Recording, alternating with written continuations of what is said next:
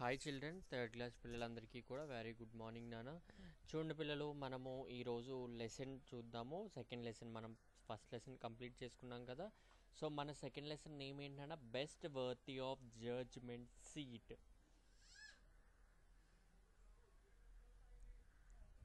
Best worthy of judgement seat.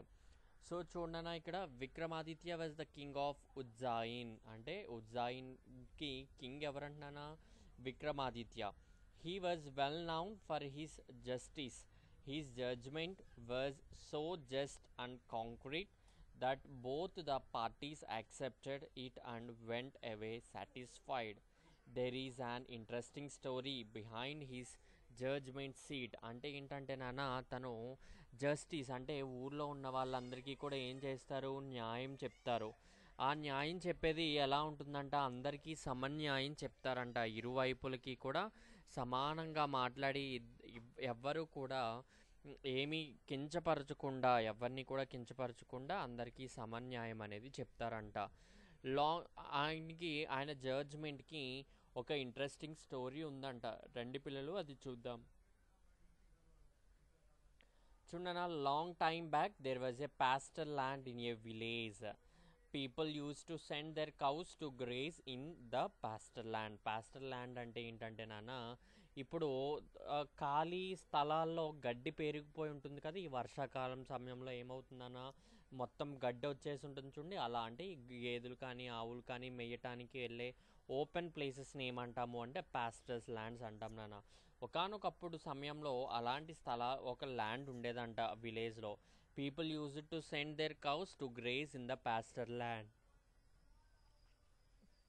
అక్కడ ఉన్న వాళ్ళందరూ ఏం చేసేవారు? వాళ్ళ కౌస్ అన్నింటినీ కూడా ఆ ల్యాండ్లోకి పంపించేవారు. The shepherd boys had plenty of time to have fun. One day the shepherd boys found a mound of earth under the tree. It looked just like a seat. చూడనా, ఇక్కడ ఏంటి అంటే షెపర్డ్స్ అంటే ఏంటి అంటే అక్కడ ఆ ఎద్దుల్ని వాటిని పాలేర్లు అంటారు కదా, ఎద్దుల్ని కాసే వాళ్ళు ఉంటారు కదా, వాళ్ళు ఏం చేశారనమాట, వాళ్ళందరినీ ఒకే ల్యాండ్లోకి ఎద్దుల్ని ఆవుల్ని వదిలేసి వీళ్ళు ప్రశాంతంగా ఎంజాయ్ చేసేవారంట.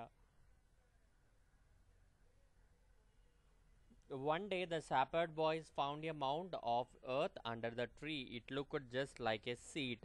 అంటే ఇక్కడ చూడన్నా, తిను కూర్చున్నాడు కదా ఒక చెట్టు కింద.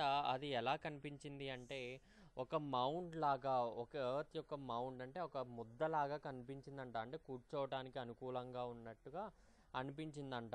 సో చూడండి, one of the boys jumped on the seat. Suddenly he become grave and started ordering the other boys, I will give you the justice. అంటే ఏంటి, అక్కడ ఒక బాలుడు ఏం చేశాడు, వెంటనే ఆ సీట్ మీదకి దూకి suddenly he become grave and started ordering the other boys.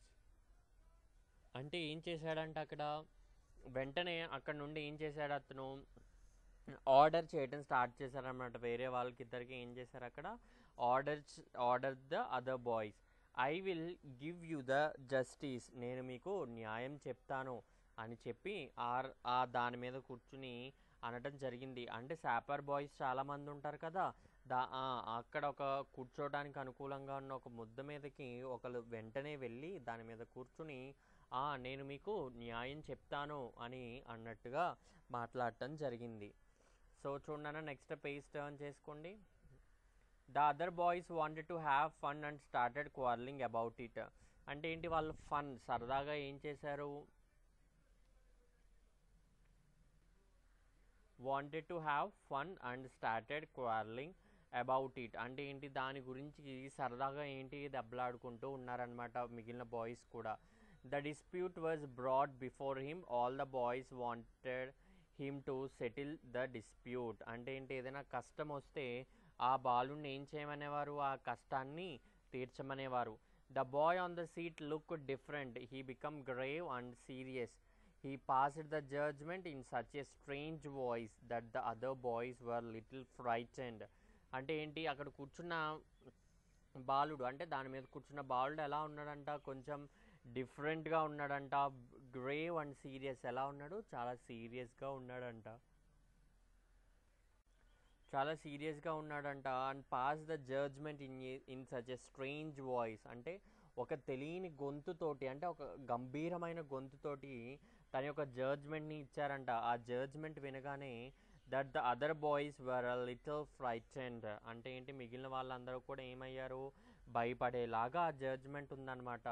A judgement was just and well accepted by the concerned disputants. A foolish sapper delivers judgments. The news spread in the village. అంటే ఏంటి,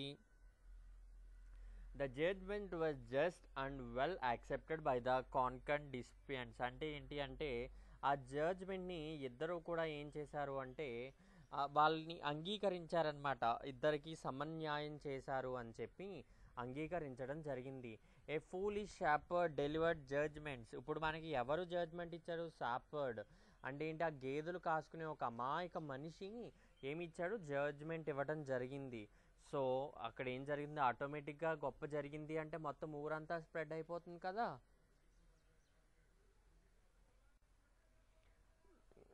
so చూడన్నాను ఊరంతా అదే చెప్తున్నాడు చూడండి ఇక్కడ.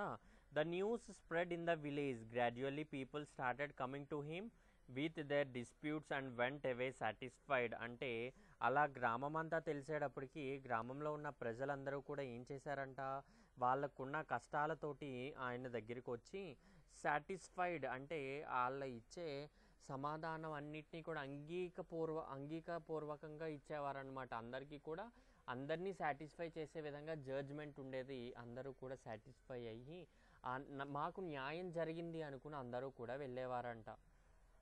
But the strange thing was that when he stepped down from his seat he was just like any other shepherd boy. The word spread further. అంటే ఏంటి, దాని మీద కూర్చుంటే ఒక జడ్జ్మెంట్ ఇచ్చేసి, అంటే ఒక దిమ్మలాగా ఉంది దాని మీద కూర్చున్నాడు అని చెప్పాం కదా పిల్లలు, దాని మీద కూర్చుంటే న్యాయం చెప్తున్నాడు, కానీ దాన్ని దిగేస్తుంటే ఒక సర్పడ్ మామూలు ఒక పాలేరులాగా మారిపోతున్నాడు, నాకేమీ తెలియదు అన్నట్టుగా మారిపోతున్నాడంట. సో ఉండగా ఈ న్యూస్ కూడా ఏమైంది, ఊరంతా స్ప్రెడ్ అయిందంట. So the king of Udaipur also heard it. So ఆటోమేటిక్గా ఈ చెవున ఆ చెవున అందరి చెవులో ఏమిటి ఎక్కడికి వెళ్ళింది, ఆ రాజ్యానికి రాజు అయినటువంటి ఉదయ్పూర్ రాజుకి చేరిందనమాట ఈ సమాచారం అనేది. He thought that the seat సెటైన్లీ belonging to king Vikramaditya.